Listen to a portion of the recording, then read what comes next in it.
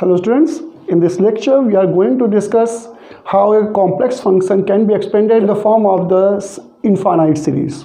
There are two types of infinite series in complex variable. Number one is Taylor series and number two is Lorentz series. So let's see what is the difference between Taylor series and Lorentz series, when a function can be expanded as a Taylor series, and what is the condition to expand as a Lorentz series. Let's see what is Taylor series. If f of z is analytic inside the circle C with center at A, then for all z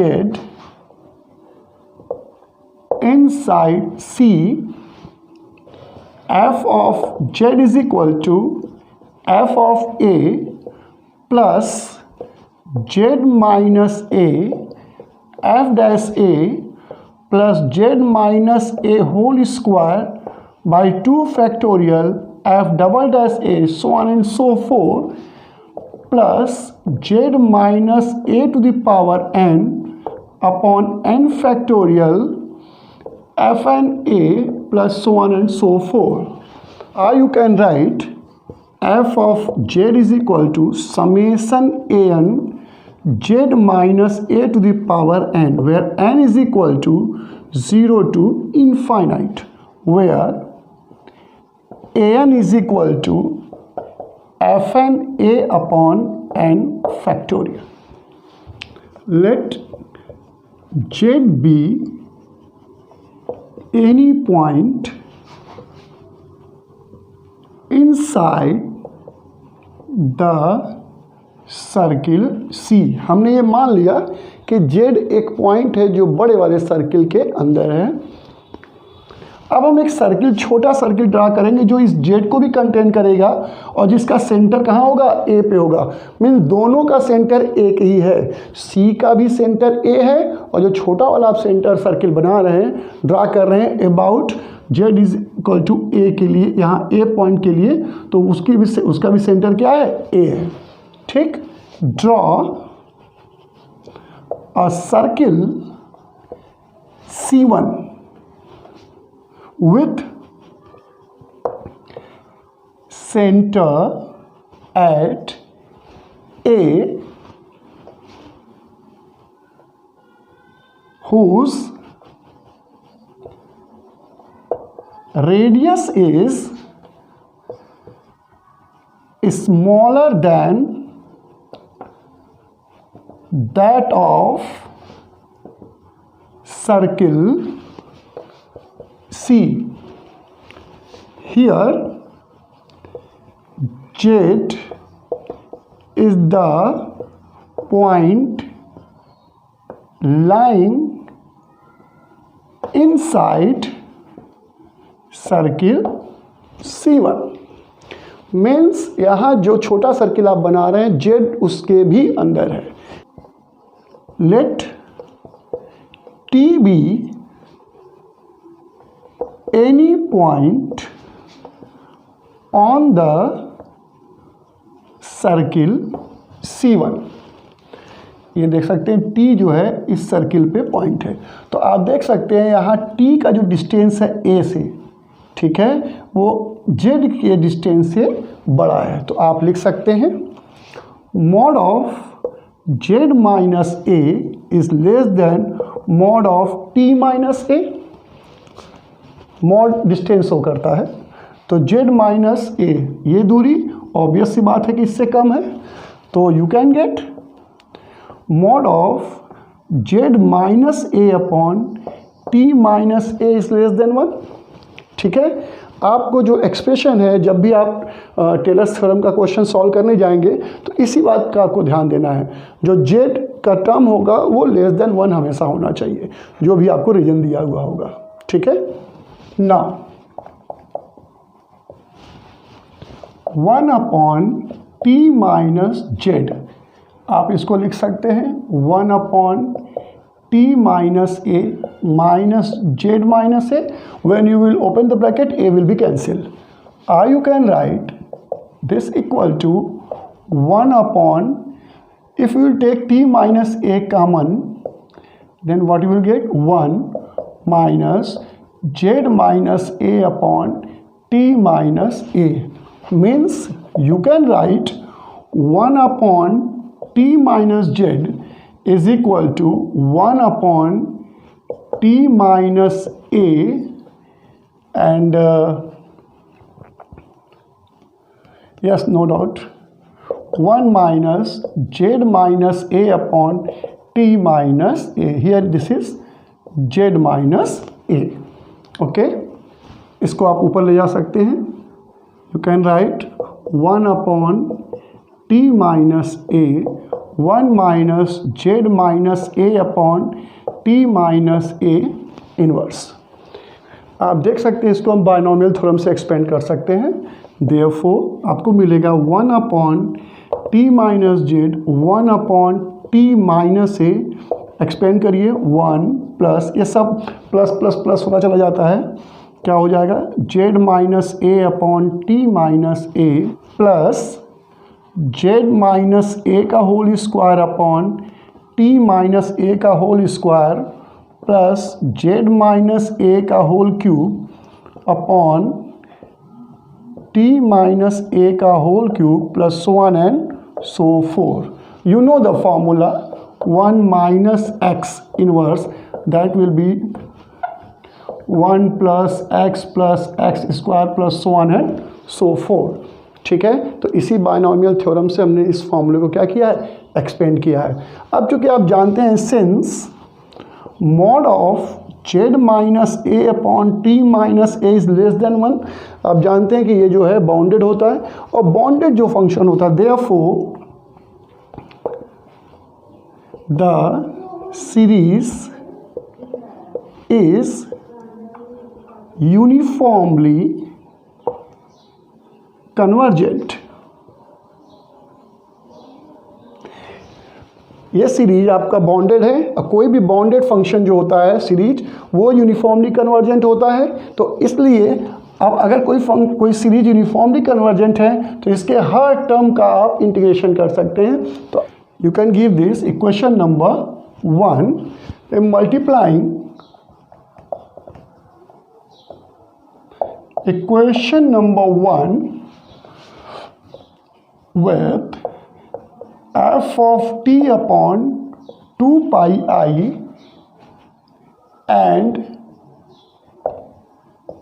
integrate its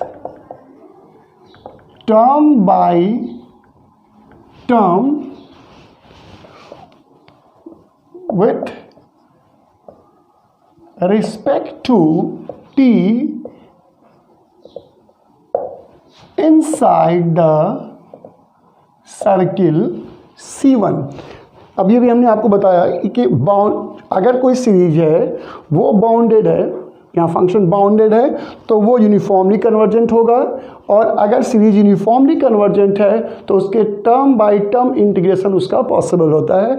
इसीलिए यहाँ पर हर term का integration हो सकता है. तो हमने क्या किया, यहाँ f ऑफ t अपॉन 2 पाई आई से थ्रू आउट मल्टीप्लाई कर दिया, और इसके हर टर्म को हम t के रिस्पेक्ट में क्या करेंगे?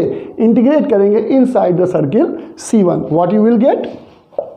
Equation number 1 will give you 1 upon 2 pi I f of t upon t minus z dt is equal to, अगर हम इसका गुणा कर दें अंदर भी जाएगा, तो 1 upon 2 pi I f of t upon t minus a dt plus z minus a into 1 upon 2 pi I integral over C1 z minus a 1 upon 2 pi I over C1 f of t upon t minus a का whole square dt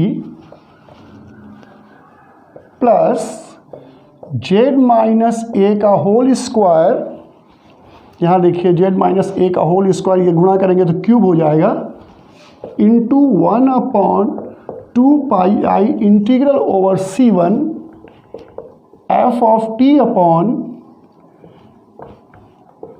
T minus a whole cube d t, so on and so four.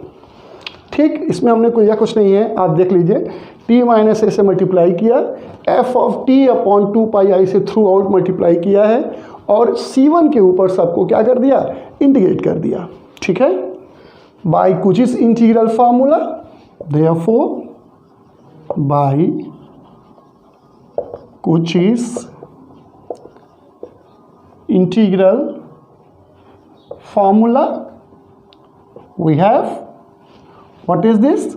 This will be your f of z, z point inside the circle C1, this equal to a point अंदर है, f of a plus z minus a 1/2 pi i। ठीक है, तो और ये क्या हो जाएगा आपका f dash a plus z minus a का whole square, and this is your f double dash a upon 2 factorial plus so on and so forth. If you will see the another derivative for Cauchy's integral formula, you will get the result. Okay, so this is your required Taylor's series for expanding a complex number f of z which is analytic inside the circle C with center at A, which is required Taylor series of f of z about z is equal to a. Now we will see about the Lorentz series. ठीक है, let's see what is the Lorentz series, and I will tell you what is the difference between Taylor series and Lorentz series. If f of z is analytic in side and on the boundary of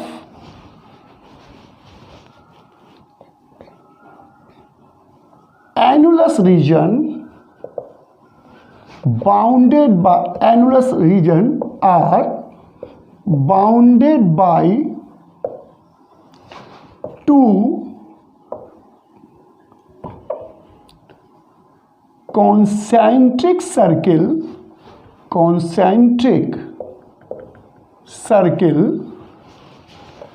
C1 and C2 with radius R1, you can take it small, R1 and R2, where R2 is less than R1, then f of z is equal to summation an z minus a to the power n plus summation bn z minus a to the power minus n, where n is equal to 0 to infinite and here n is equal to 1 to infinite, where an is equal to 1/2 pi I integral over C f of t upon t minus a n plus 1 dt, and bn is equal to 1/2 pi I integral over C f of t upon t minus a to the power minus n plus 1 dt. ठीक है, here bn over C2 and an over C1. So this is your Lorentz series. Now let's see what is the difference between Lorentz series and Taylor series. In Taylor series जो भी function था वो circle के अंदर analytic था, ठीक है। वहाँ पर आपने जो भी सर्किल लिया था, इसका सेंटर ए था, आप यहाँ पर देख लीजिए, ये सर्किल आपने सी लिया था, यहाँ पर कोई पॉइंट ए विद सेंटर ए, इसके अंदर पॉइंट था जेड, जिस पर कि वो जो फंक्शन जो एफ ऑफ जेड है वो इस पॉइंट के अलावा इस पॉइंट के अबाउट पूरे रीजन में क्या था, एनालिटिक था। लेकिन लॉरेंट सीरीज में क्या था कि इस रीजन के अंदर वो एनालिटिक नहीं है, ठीक है।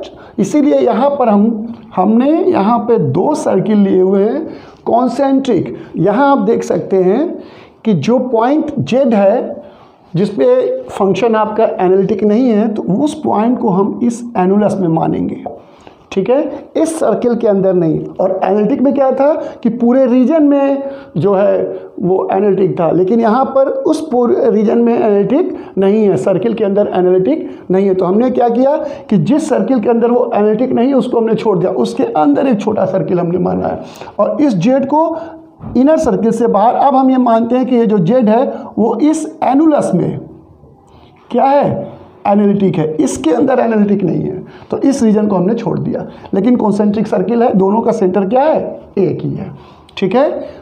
तो यहाँ आप देख सकते हैं, यहाँ पर जेड का जो पावर है वो पॉजिटिव है और यहाँ जेड का पावर जो है वो निगेटिव है। मीन्स लॉरेंट सीरीज में आपको जेड का पावर दोनों मिलेगा, पॉजिटिव और निगेटिव दोनों मिलेगा, लेकिन टेलर सीरीज में जेड का पावर केवल पॉजिटिव मिलेगा।